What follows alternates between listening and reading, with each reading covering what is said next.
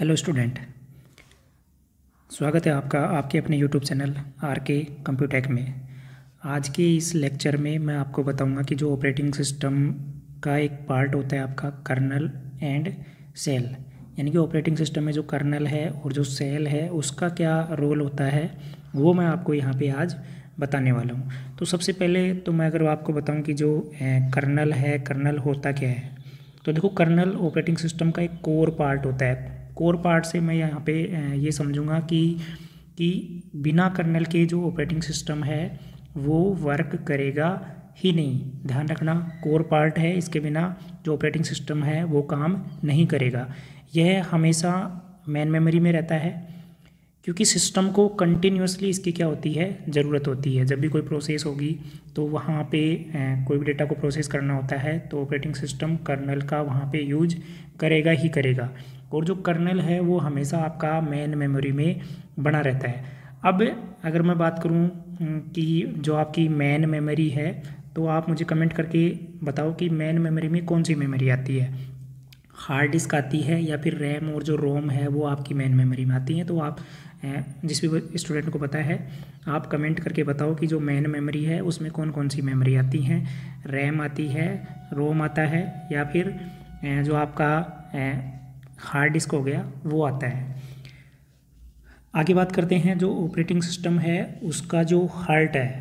ध्यान रखना, operating system का अगर हार्ट है वो कौन कहलाता है, कर्नल कहलाता है, क्योंकि यह इंटरनली क्या करता है, वर्क करता है ऑपरेटिंग सिस्टम के साथ में। अब अपन बात करेंगे कि जो कर्नल है उसके कौन कौन से फंक्शंस हैं, कौन कौन से उसके कार्य हैं। तो कार्य में अगर मैं बात करूं, पहला जो फंक्शन है वो रहता है अपना प्रोसेस मैनेजमेंट का, यानी कि कौन सा प्रोसेस है वो कब चलेगा ये कौन डिसाइड करेगा, वहाँ पे कर्नल डिसाइड करेगा। यानी कि कौन सा प्रोसेस है, कब उसको रन होना है, कब उसको प्रोसेस होना है, ये डिसाइड करने का काम कर्नल का है। मेमोरी मैनेजमेंट, किस प्रोसेस को कितनी मेमोरी मिलेगी ये भी कौन डिसाइड करता है, कर्नल डिसाइड करता है।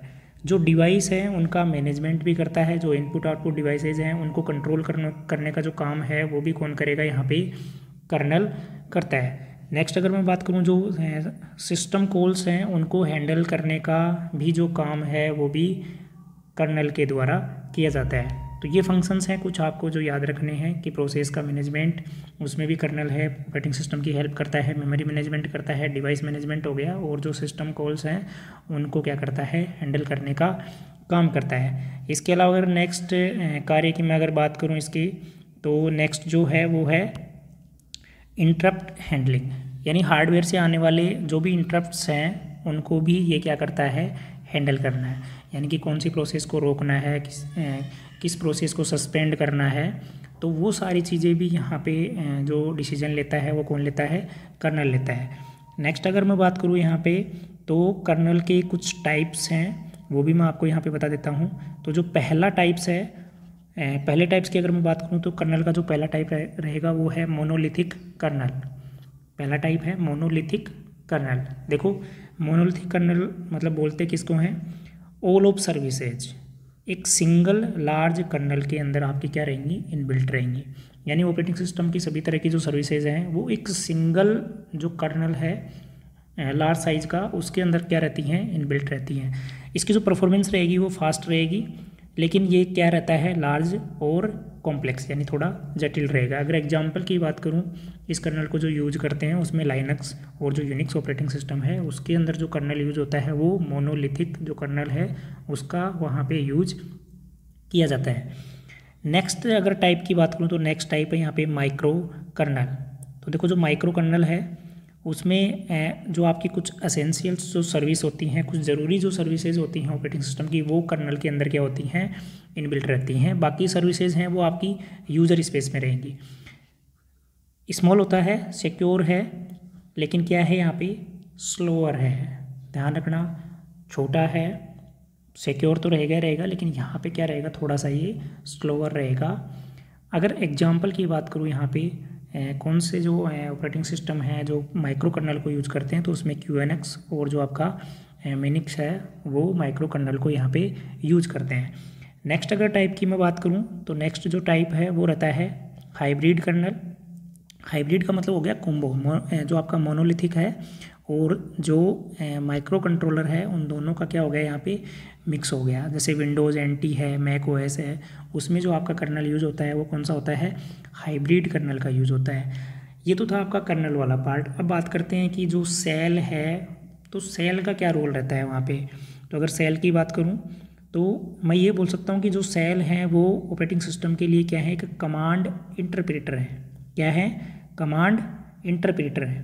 देखो कमांड इंटरप्रेटर का मतलब क्या हो गया, जैसे अपन कंप्यूटर में कोई भी कमांड देते हैं तो या तो आप उसको CUI बेस पे दोगे या फिर GUI बेस पे, या तो कोई आइकन्स वगैरह उन पर क्लिक करके देते हैं तो वो तो GUI होता है अपना, ग्राफिकल यूजर इंटरफेस, और CUI में कैरेक्टर यूजर इंटरफेस, जिसके अंदर अपन कुछ टाइप करके और उसमें फिर अपन कमांड देते हैं। ठीक है, तो जो कमांड इंटरप्रेटर होता है वो ऑपरेटिंग सिस्टम का कौन सा पार्ट रहता है, सेल। ये ध्यान रखना है अपन को। यह यूज़र इंटरफेस प्रोवाइड करवाता है, जाहिर सी बात है, इसमें CUI और GUI है, इसका मतलब ये यूज़र इंटरफेस अपन को प्रोवाइड करेगा ताकि यूज़र है वो क्या दे सके, कमांड दे सके वहाँ पे। अब देखो जो सेल है उसके कौन कौन से कार्य हैं।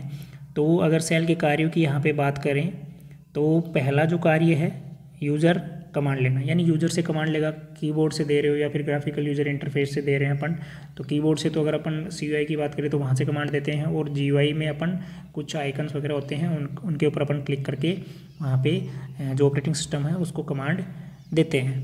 नेक्स्ट अगर बात करूँ कमांड इंटरप्रेशन, इसमें आपका यूज़र इनपुट को सिस्टम कॉल्स में क्या करता है, कन्वर्ट करता है। जो भी यूज़र ने वहाँ पे इनपुट दिया है उसको सिस्टम कॉल में कन्वर्ट करने का काम भी किसका रहता है, सेल का। फिर है प्रोग्राम एग्जीक्यूशन, कमांड्स को एग्जीक्यूट करना और आउटपुट देना, इसमें भी हेल्प कौन करेगा, यहाँ पे सेल करेगा। नेक्स्ट है स्क्रिप्टिंग सपोर्ट, यानी कि यूज़र सेल स्क्रिप्ट्स लिखकर ऑटोमेटिक भी वहाँ पे कर सकते हैं। ठीक है, तो ये कुछ सेल के कार्य थे। इसके अलावा अगर मैं टाइप्स की बात करूँ कि सेल के कौन कौन से टाइप्स हैं तो उनकी भी अपन यहाँ पे बात कर लेते हैं। तो पहला है CLI, जिसको अपन बोलते हैं कमांड लाइन इंटरफेस। यहाँ पे जो यूज़र है हमेशा कमांड्स को क्या करेगा, टाइप करेगा। देखो CLI है कमांड लाइन इंटरफेस, जिसे अपन कैरेक्टर यूज़र इंटरफेस भी बोला जाता है, जिसमें अपन कुछ टाइप करके और कमांड के रूप में वहाँ पे क्या देते हैं, कुछ भी इनपुट वगैरह अपन करवाते हैं। जैसे विंडो में अगर मैं बात करूँ, जैसे अपना कमांड प्रॉम्प्ट जो होता है CMD होता है वो आपका CLI बेस्ड है। लाइनक्स और यूनिक्स में आपका जैसे बैश हो गया, SH हो गया, CSS हो गया और ZSH हो गया, ये सब के हैं आपकी कमांड लाइन इंटरफेस है। सेकंड अगर मैं बात करूँ तो सेकंड रहता है इसमें ग्राफिकल यूज़र इंटरफेस, जिसे अपन GUI भी बोलते हैं।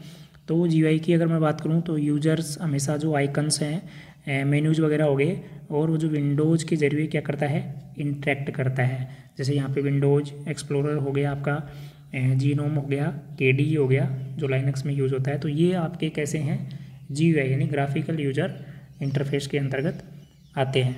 तो ये एक छोटा सा लेक्चर था अपना। जिन भी स्टूडेंट ने अगर चैनल को सब्सक्राइब नहीं कर रखा है तो आप चैनल को सब्सक्राइब कर लें। ऐसे ही टॉपिक्स आपको यहाँ पे टाइम टू टाइम आपको देखने को मिल जाएंगे। धन्यवाद।